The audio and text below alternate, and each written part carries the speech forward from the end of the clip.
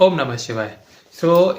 इस वीडियो में मैं आपको कोई ऐसी चीज़ बताने वाला हूँ जो शायद आप नहीं जानते होंगे विथ रिस्पेक्ट टू जेमिनी सूत्रम। होता ये है कि जेमिनी सूत्रम में हमें 7 कारक दिए गए हैं। सबसे पहला होता है हमारा आत्मा कारक, दूसरा होता है हमारा मात्या कारक, ठीक है, तीसरा होता है हमारा भ्रातृ कारक, चौथा होता है हमारा मातृ कारक, पांचवा होता है पुत्र कारक, छठा होता है ज्ञाति कारक और सातवां होता है दारक कारक। लेकिन असल में 7 कारक नहीं होते, 8 होते हैं। 7 हम सिर्फ तब कंसिडर करते हैं जब कोई लिबरेशन के रास्ते पे चल पड़ा हो या फिर संत महात्मा बन चुका हो, उनके केस में हम सिर्फ 7 लेते हैं। जबकि जो नॉर्मल इंसान होता है, आप जैसे हम जैसे, उस केस में हमें 8 कारक लेने होते हैं। और उस 8वें कारक में हम जिस प्लैनेट को कंसिडर करते हैं वो होता है राहु।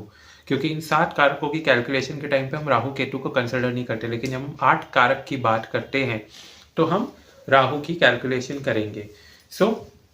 उस केस में हमारे जो 8 कारक होते हैं वो कुछ इस प्रकार होते हैं। पहला होता है हमारा आत्मा कारक, दूसरा होता है हमारा अमात्य कारक, तीसरा होता है हमारा भ्रातृ कारक, चौथा होता है हमारा मातृ कारक, पांचवा होता है पितृ कारक, छठा होता है आपका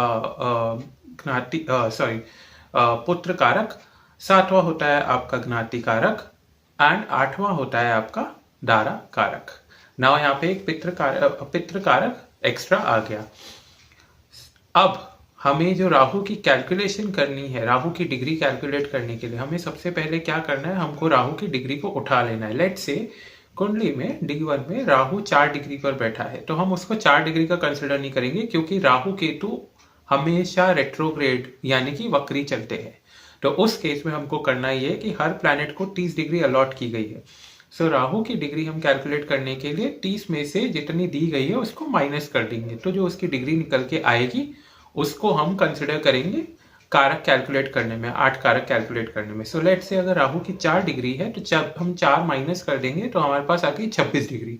तो अब हम जब सारे प्लैनेट्स की कैलकुलेशन कर रहे होंगे according to the requirement, like highest becomes the atma karaka, second highest becomes the amatya karaka, वैसे ही हम राहु को भी उसमें 26 डिग्री के अकॉर्डिंग कंसिडर करेंगे।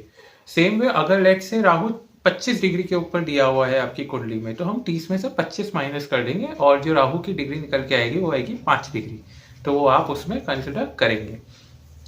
अब सबसे हाईएस्ट डिग्री वाला, जैसा कि मैंने आपको बताया, जो होता है हमारा आत्मा कारक, सेकेंड हाईएस्ट हमारा होता है अमात्य कारक, वैसे ही थर्ड हाईएस्ट हमारा जो होता है वो होता है भ्रातृ कारक, फोर्थ हाईएस्ट होता है हमारा मातृ कारक, फिफ्थ हाईएस्ट होता है हमारा पितृ कारक, ठीक है, सिक्स्थ हाईएस्ट होता है हमारा पुत्र कारक, सेवेंथ हाईएस्ट होता है हमारा ज्ञाति कारक, और 8 जो होता है, जो कि सबसे छोटा होता है, सबसे कम डिग्री पे होता है, वो होता है हमारा दारा कारक यानी कि हमारा स्पाउस, ठीक है। आपको ये ध्यान रखना है कि कभी भी अगर किसी जातक का अमात्य कारक और आत्मा कारक दोनों जो है वो आपस में तालमेल नहीं खाते और किसी वजह से आप ये जज करने लग जाते हैं कि नहीं, इसका आत्मा कारक और अमात्य कारक का कोई मेल नहीं है इसलिए इसको अच्छे फल नहीं मिलेंगे, तो ऐसा नहीं है। इट इज ऑल्सो अबाउट पितृ कारक यानी कि आपके एंसेस्टर्स। काफ़ी बार ऐसा होता है कि जातक का आत्मा कारक या अमात्य कारक अगर वेल प्लेस्ड नहीं हो तो भी वो जातक अच्छे फल पाता है अगर उसका पितृ कारक वेल प्लेस्ड हो तो, ठीक है।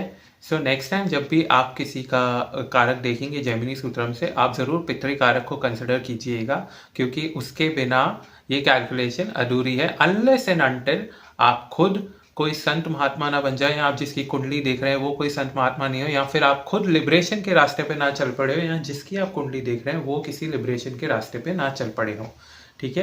क्योंकि जब हम लिबरेशन के रास्ते पे चलते हैं तो हम हर मोह माया त्याग देते हैं। तो जब हम हर मोह माया त्याग देते हैं तो हमें कोई फर्क ही नहीं पड़ता कि हमें ज़िंदगी में क्या मिलने वाला है और क्या नहीं, ठीक है। हम उस सबसे ऊपर उठ चुके होते हैं। This is how we have to calculate all the 8 कारक्स, ठीक है। ओम नमः शिवाय।